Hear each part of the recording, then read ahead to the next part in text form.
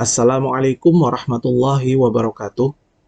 Alhamdulillahirabbil alamin. Allahumma shalli ala Muhammad wa ala ali Muhammad. Kali ini aku ingin membahas salah satu kisah yang cukup sering ya dibawakan oleh beberapa oknum Kristen untuk menyerang Islam, yaitu tentang kisah kucing yang berasal dari bersin singa. Memang kisah ini juga terdapat di dalam beberapa buku tafsir ya, sehingga kita ya tidak bisa sepenuhnya menyalahkan pihak oknum penyesat tersebut, karena mereka mungkin hanya mengutip kisah ini, tapi memang mereka menggunakan kisah ini dengan tujuan untuk menyerang Islam ya. Nah, bagaimana uraian tentang kisah kucing berasal dari bersin singa ini bisa disaksikan di videoku kali ini ya.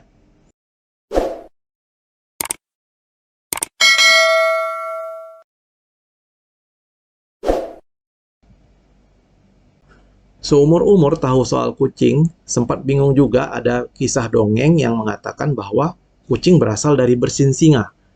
Dan kisah dongeng seperti itu dikutip pula oleh beberapa oknum penyesat untuk dijadikan senjata untuk merendahkan dan mengolok-olok Islam. Seolah-olah hal itu adalah suatu kebenaran dan dipercayai oleh umat Islam pada umumnya. Kisah kucing berasal dari bersin singa itu adalah salah satu kisah yang berasal dari kisah-kisah Israiliyat yang secara turun-temurun dibawa oleh ahli kitab yang masuk Islam, dan kemudian tersebar di kalangan umat Islam dan dikutip oleh beberapa kaum muslim saat itu untuk dijadikan rujukan dalam tafsir atau takwil mereka. Padahal Rasulullah SAW sendiri tidak pernah menceritakannya dalam hadisnya yang sahih maupun hasan. Telaahan dan bantahan terhadap kisah dongeng tentang kucing berasal dari bersin singa itu ternyata sudah dicatat di dalam kitab yang berjudul Israiliyat dan Hadis-Hadis Palsu Tafsir Al-Quran yang ditulis oleh Profesor Dr. Muhammad Ibn Muhammad Abu Syahbah, terbitan Keira Publishing, pada bab Israiliyat dalam kitab-kitab tafsir, subbab Israiliyat Bahtranu, halaman 224. Selain itu, juga tercatat dalam kitab yang berjudul Kisah-Kisah dalam Al-Quran yang ditulis oleh Dr. Hamid Ahmad At-Thohir, penerbit Ummul Qura, pada bab khurafat, dongeng dusta, Israiliyat, dan riwayat-riwayat palsu terkait kisah Nuh, halaman 169. Nah, ini tampilan bukunya ya, salah satu buku yang aku sebutkan tadi. Buku ini sangat aku rekomendasikan untuk dimiliki ya, karena di dalamnya banyak terdapat catatan-catatan tentang kisah-kisah Israiliyat dan hadis-hadis palsu yang berhubungan dengan tafsir Al-Quran sekaligus bantahannya ya, sehingga sangat berguna untuk menambah wawasan ilmu kita dan bisa membentengi kita dari usaha-usaha penyesatan terhadap kisah-kisah Israiliyat dan hadis-hadis palsu ya. Nah, ini tampilan di halaman 224 tentang kisah kucing berasal dari bersin singa tersebut. Nah, bisa lihat di tanda panah kuning ya. Ibnu Jarir mengeluarkan dari Ibn Abbas radhiyallahu anhuma, dia berkata, Hawariyun berkata kepada Isa alaihissalam, sekiranya engkau menghidupkan bagi kami seorang yang menyaksikan bahtera, lalu dia menceritakan kepada kami tentangnya, dan seterusnya. Kemudian Isa berkata, ini adalah Ka'ab Ham bin Nuh. Nah, ini adalah latar belakang dari kisah kucing berasal dari bersin singa tersebut ya. Bahwa di sini ada terjadi dialog antara Nabi Isa alaihissalam dengan Ka'ab Ham bin Nuh, salah satu anak Nabi Nuh alaihissalam. Aku akan membacakan yang di dalam kotak merah. Isa berkata, ceritakanlah kepada kami tentang bahtera Nuh. Dia berkata, panjangnya 1200 hasta dan lebarnya 600 hasta. Dia terdiri dari 3 lantai. Lantai pertama berisi binatang ternak dan binatang buas. Tingkatan kedua berisi manusia dan tingkatan ketiga berisi burung. Ketika kotoran binatang ternak menjadi banyak, Allah mewahyukan kepada Nuh agar meraba ekor gajah. Nuh pun merabanya. Tiba-tiba darinya keluar babi jantan dan babi betina. lalu keduanya mendatangi kotoran tersebut. Ketika tikus melubangi bahtera dengan giginya, Allah mewahyukan kepada Nuh agar memukul di antara kedua mata singa. Tiba-tiba dari hidung singa tersebut keluar kucing jantan dan kucing betina. Lalu keduanya mendatangi tikus dan memakannya. Di halaman berikutnya, dalam riwayat lain, singa bersin dan dari hidungnya keluar 2 ekor kucing, jantan dan betina. Lalu keduanya memakan tikus. Gajah juga bersin dan dari hidungnya keluar 2 ekor babi, jantan dan betina. Lalu keduanya memakan kotoran yang ada di bahtera Nuh. Nah, ini di halaman berikutnya ya. Ini adalah pernyataan atau bantahan dari penulis buku ini. Aku bacakan yang di dalam kotak merah. Masih banyak lagi khurafat-khurafat dan kebatilan-kebatilan yang sampai saat ini masih kita dengar dari orang-orang awam dan orang-orang tua. Semua ini sedikit pun tidak mungkin berkaitan dengan Islam. Dan kita mensucikan Nabi Shallallahu Alaihi Wasallam yang maksum dari mengucapkan apa yang mereka nisbatkan kepada beliau. Semua ini adalah cerita-cerita khurafat yang dikarang oleh orang-orang Yahudi dan semisalnya sepanjang masa. Cerita-cerita tersebut tersebar dan terkenal pada masa jahiliyah. Kemudian ketika Islam datang, ahli kitab yang masuk Islam menyebarkannya di antara kaum muslimin. Dan kaum muslimin meriwayatkannya dengan prasangka baik dan tidak menunjukkan kepalsuannya. Dengan dalih bahwa semua itu sangat jelas kebatilannya. Akan tetapi orang-orang zindik Yahudi dan semisalnya melangkah jauh dalam melakukan tipu daya terhadap Islam dan nabinya, sehingga mereka memalsukan sebagian dari cerita-cerita tersebut atas nama Nabi Shallallahu Alaihi Wasallam.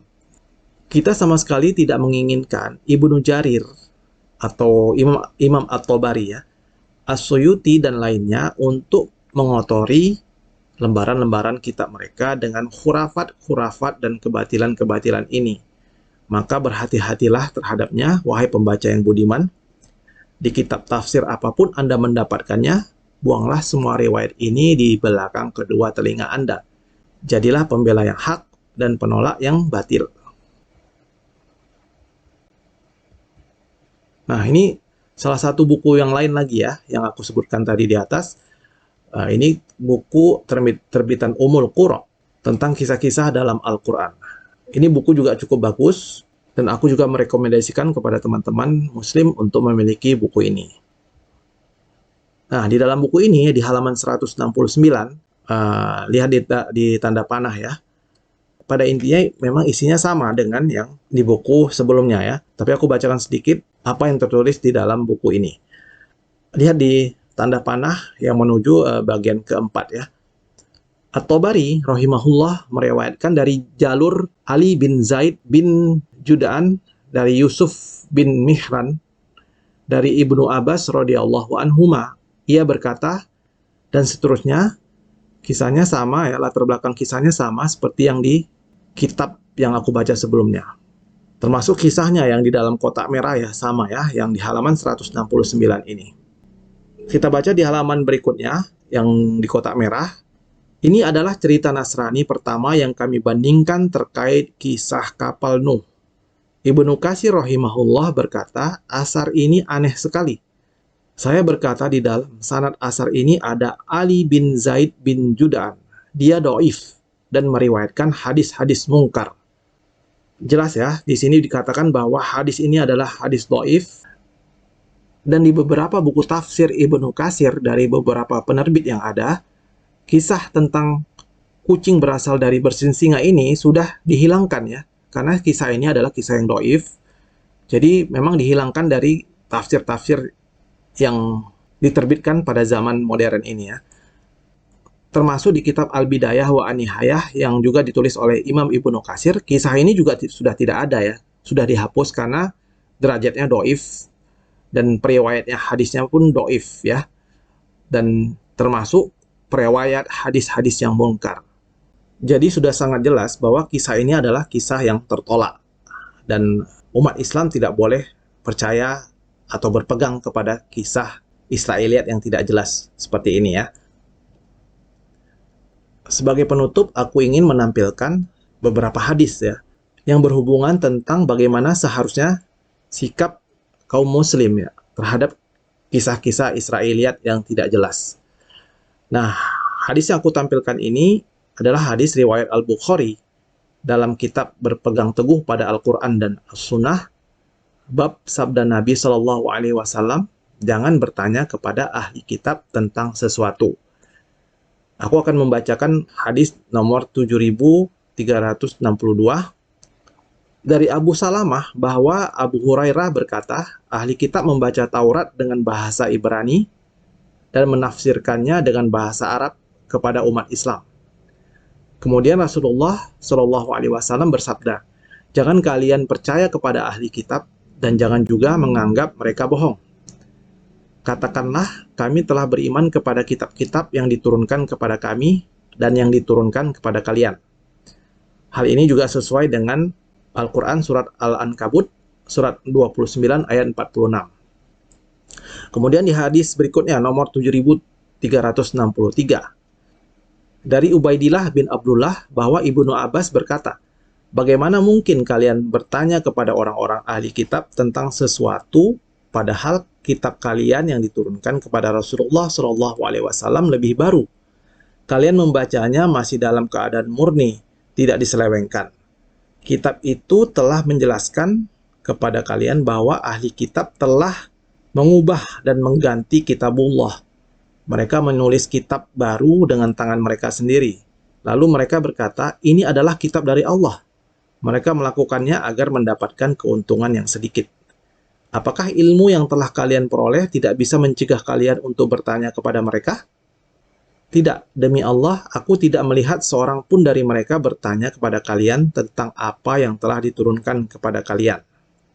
Oke, jadi di sini sangat jelas ya, bagaimana seharusnya sikap kita sebagai Muslim terhadap kisah-kisah Israiliyat yang tidak jelas. Demikian pembahasan mengenai kucing yang berasal dari singa, mudah-mudahan bermanfaat, terutama buat diriku sendiri. Dan jangan lupa untuk mensubscribe channelku ini dan nyalakan tombol notifikasinya. Semoga kita bisa selalu waspada dan bisa selalu mawas diri agar terhindar dari usaha-usaha penyesatan atau usaha-usaha yang bermaksud merendahkan Islam sehingga bisa mengurangi keimanan kita terhadap Islam. Wallahu a'lam bishawab. Wassalamualaikum warahmatullahi wabarakatuh.